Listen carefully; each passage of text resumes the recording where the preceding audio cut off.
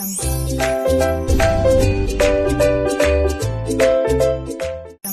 And welcome to my channel. So आज की video में हम कुछ मल्टीपल चॉइस क्वेश्चंस डिस्कस करेंगे लाइफ प्रोसेसेस चैप्टर के बायोलॉजी क्लास 10th के। So the very first question is in human beings kidneys are a part of the system for. तो आपको पता है कि किडनीज जो है एक सिस्टम का पार्ट है, ठीक है। वो आप मुझे कमेंट्स में बताना कि किस सिस्टम का पार्ट है। तो किडनीज जो होती हैं वो किस लिए यूज़ होती हैं, कि उनका क्या फंक्शन है? एक्सक्रीशन, रेस्पिरेशन, न्यूट्रिशन और transportation. So correct answer is excretion. हमें पता है कि किडनीज का जो फंक्शन है वो क्या है? एक्सक्रीशन है। Next is the breakdown of pyruvate to liberate carbon dioxide, water and energy takes place in. तो जब पायरुवेट जो होता है उसका ब्रेकडाउन होता है ताकि वो कार्बन डाइऑक्साइड रिलीज करे, वाटर रिलीज करे एंड एनर्जी रिलीज करे, ये किस में होता है? न्यूक्लियस में, साइटोप्लाज्म में, माइटोकॉन्ड्रिया में या क्लोरोप्लास्ट में? तो ये सब चीज़ें जो होती हैं ये होती हैं माइटोकॉन्ड्रिया में, जहाँ पे पायरुवेट जो होगा वो ब्रेकडाउन होगा और वो रिलीज करेगा carbon dioxide, water and energy. Chewing of tobacco in the form of gutkha is a major cause of incidence of cancer of which of the following? So जब टोबैको को च्वे करते हैं इन द फॉर्म ऑफ गुटखा तो वो major cause है cancer का। किस part के लिए? ब्लड, ब्रेस्ट, ओरल कैविटी और trachea. So correct answer is oral cavity. तो autotrophic mode of nutrition requires. तो आप सबको पता है कि ऑटोट्रॉपिक मोड ऑफ न्यूट्रिशन क्या होता है। तो जब autotrophic mode of nutrition process होता है तो उस टाइम पे क्या क्या चीज़ें चाहिए होती हैं? Chlorophyll, sunlight, carbon dioxide and water और ऑल ऑफ दीज। तो आपको पता है कि ऑटोट्रॉपिक मोड ऑफ न्यूट्रिशन में क्या होता है? फोटोसिंथेसिस होता है। तो जब फोटोसिंथेसिस होता है तो हमें क्लोरोफिल भी चाहिए होता है, कार्बन डाइऑक्साइड एंड वाटर भी चाहिए होता है, सनलाइट भी चाहिए होता है, एंड इन सब चीज़ों को मिला के ही ऑटोट्रॉपिक मोड ऑफ न्यूट्रिशन होता है। तो इसीलिए इसका करेक्ट आंसर जो होगा वो होगा all of these. Which of the following are termed as saprophytes? A. Cuscuta, B. Fungi and bacteria, C. Green plants, D. None of these.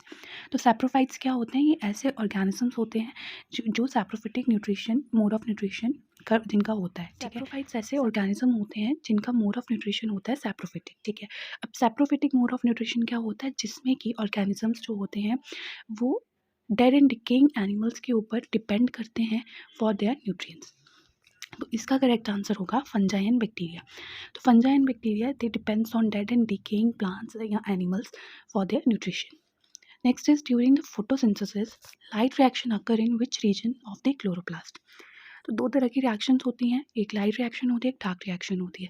तो जो लाइट रिएक्शन होती है वो किस रीजन में होती है क्लोरोप्लास्ट के? स्ट्रोमा, ग्राना, आउटर मेम्ब्रेन और the inner membrane. So correct answer will B ग्राना.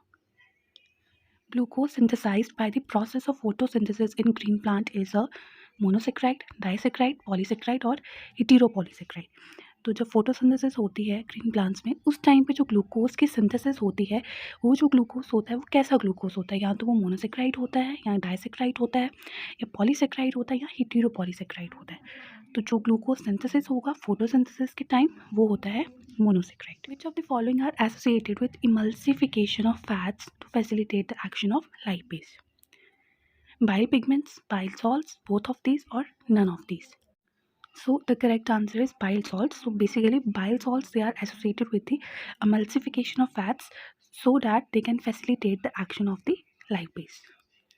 Gastric juice is secreted by the gastric glands in the stomach and it contains HCl, pepsin and renin, gastric lipase और all of these. तो gastric glands क्या करते हैं? Gastric juice secrete करते हैं stomach के अंदर, and उस गैस्ट्रिक जूस के अंदर क्या क्या चीज़ें होती हैं? HCl, pepsin and rennin, gastric lipase और all of these. So correct answer will be all of these. तो गैस्ट्रिक जूस में HCl भी होता है, गैस्ट्रिक लाइपेज भी होगा, पेप्सिन भी होगा, रेनिन भी होगा। Next question is the dental formula that is arrangement of the teeth of human is represented as. सो हमें पता है कि जो डेंटल फॉर्मूला होता है वो होता है 2 1 2 3। सो correct answer will B first one only, because दो जो होते हैं वो इंसीजर्स होते हैं, ठीक है। एक जो होता है वो कैनाइन होता है, दो प्रीमोलर्स होते हैं एंड तीन जो होते हैं मोलर्स होते हैं, ठीक है। So this is the arrangement of the teeth in human beings.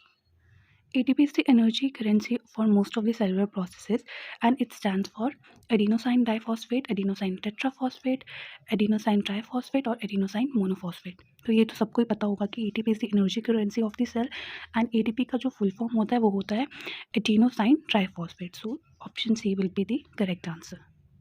In the cytoplasm of the cells, glucose is broken down to pyruvic acid step by step. This process is termed as, हमें पता है कि जो glucose होता है वो pyruvic acid में break down होता है, ठीक है। ग्लूकोज जो होता है वो पायरुविक एसिड में कन्वर्ट होता है एंड इस प्रोसेस को हम क्या बोलते हैं, Krebs cycle, hexose monophosphate shunt, glycolysis और फर्मेंटेशन। तो करेक्ट आंसर इज ग्लाइकोलिसिस। नाम से ही आपको पता चल रहा है, ग्लाइको का मतलब ग्लूकोज, लिसिस का मतलब ब्रेक डाउन। तो ग्लूकोज का जो ब्रेक डाउन होगा किसमें, पायरुविक एसिड में, उसको हम बोलते हैं ग्लाइकोलिसिस। तो टर्म से ही पता चल रहा है इसका क्या आंसर होगा, that is glycolysis. Name the valve which guards the opening between right atrium and the right ventricle. Bicuspid valve, tricuspid valve, semilunar valve or bundle of His. So the correct answer will be tricuspid valve, ठीक है। Right atrium और right ventricle के opening को जो guard करती है valve वो होती है ट्राइकस्पिड वाल्व एंड जो लेफ्ट एट्रियम और लेफ्ट वेंट्रिकल की ओपनिंग को गार्ड करती है वो होती है हमारे पास बाइकस्पिड वाल्व, ठीक है। तो अगर यहाँ पे लेफ्ट एट्रियम और लेफ्ट वेंट्रिकल होता तो आंसर होता बाइकस्पिड वाल्व, लेकिन अगर राइट एट्रियम और राइट वेंट्रिकल होगी तो उसका आंसर होगा ट्राइकस्पिड वाल्व, ठीक है। The cells which produce antibodies are, वो सेल्स जो कि एंटीबॉडीज प्रोड्यूस करते हैं वो कौन से होते हैं, red blood cells, blood platelets, lymphocytes और basophils. So obviously the correct answer would be lymphocytes, ठीक है। lymphocytes क्या करते हैं, ये एंटीबॉडीज़ प्रोड्यूस करते हैं, जिसमें कि जो बेसिकली बी सेल्स होते हैं हमारे पास, हमें पता है कि जो बी सेल्स होते हैं वो दो तरह के होते हैं, एक होते हैं प्लाज्मा सेल्स और दूसरे होते हैं मेमोरी सेल्स। तो जो प्लाज्मा सेल्स होते हैं जिनको हम इफेक्टर सेल्स भी बोलते हैं, वो जो होते हैं बेसिकली एंटीबॉडीज़ प्रोड्यूस करते हैं। Important conducting tissues in plants are parenchyma and collenchyma, arteries and veins, xylem and phloem, parenchyma and sclerenchyma. तो जो conducting tissues होते हैं plants में वो होते हैं xylem and phloem. The structural and the functional unit of excretion in human beings is glomerules, nephron, lymph nodes और Malpighian tubules. So correct answer will be nephron, ठीक है। जब भी आपने ये पढ़ा होगा तो आपने ये लाइन ज़रूर पढ़ी होगी कि जो नेफ्रॉन होते हैं they are the structural and the functional unit of excretion in human beings. During digestion, partially digested food becomes acidic, alkaline, neutral और acute alkaline. तो जब डाइजेशन होती है तो जो partially digested food होता है वो हो जाता है alkaline हो जाता है, neutral हो जाता है या acute alkaline हो जाता है। So correct answer will be acidic, ठीक है। तो जब जब डाइजेशन होती है तो जो partially digested food होता है वो acidic हो जाता है। In which form excess glucose molecules are stored as reserve food in plants? Glycogen, fructose, gluten और स्टार्च। तो जो एक्सेस ग्लूकोज मॉलिक्यूल्स होते हैं वो आपको पता है कि प्लांट्स में किस फॉर्म में स्टोर होते हैं, तो correct answer would be starch, ठीक है। Which bacteria is responsible for causing the dental caries, E coli, streptococcus mutans, coliform bacteria और none of these. So correct answer is Streptococcus mutans. These are the bacteria which are responsible for causing the dental caries. Stark reaction during photosynthesis is also termed as Krebs cycle, glycolysis, photolysis और the Calvin cycle. तो जो हमें पता है photosynthesis में दो reactions होती हैं, दो तरह की, डार्क रिएक्शन होता है, एक लाइट रिएक्शन होता है। तो जो डार्क रिएक्शन होता है उसको हम क्या बोलते हैं, उसको हम कैल्विन साइकिल भी बोलते हैं। तो इसका करेक्ट आंसर होगा D, that is Calvin cycle.